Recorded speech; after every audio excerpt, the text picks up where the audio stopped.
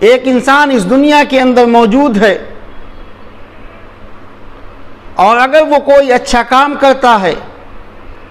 کوئی بہتر کام کرتا ہے، تو اس کام کے اوپر اس کی تعریف نہیں بلکہ رب العالمین کی یہ تعریف ہے، یہ اللہ کی تعریف ہے کہ اللہ تعالیٰ نے اس کو ایسا دماغ دیا، اللہ تعالیٰ نے اس کو ایسا ذہن دیا،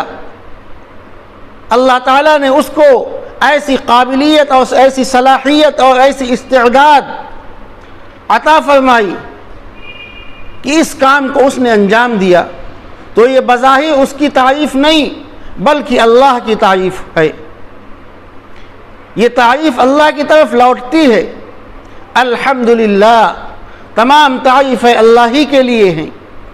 وَنَزَعْنَا مَا فِي صُدُورِهِم مِّن غِلٍّ تَجْرِي مِن تَحْتِهِمُ الْأَنْهَارُ وَقَالُوا الْحَمْدُ لِلَّهِ الَّذِي هَدَانَا لِهَذَا۔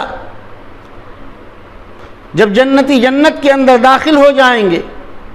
تو وہ یہی بات کہیں گے کہ الحمدللہ الذی ہدانا لہذا، کہ دنیا کے اندر ہم نے جو نیک کام کیے، جو بہتر کام کیے، جو عمل صالح کیے،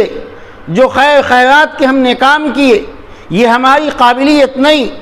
یہ ہماری تعریف نہیں، بلکہ الحمدللہ الذی ہدانا لہذا،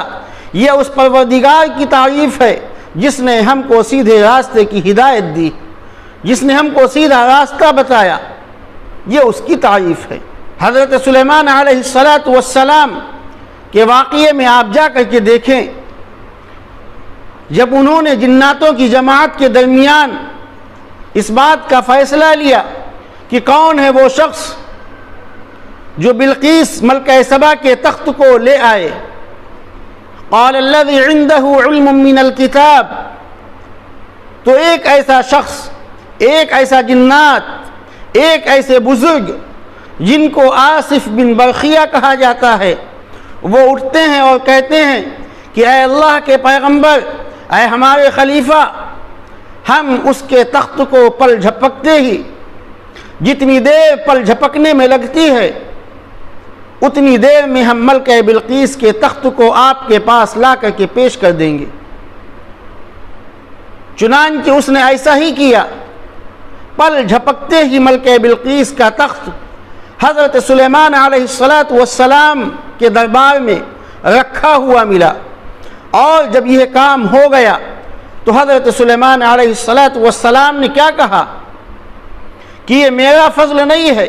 یہ میری طاقت نہیں ہے، یہ میری قوت نہیں ہے۔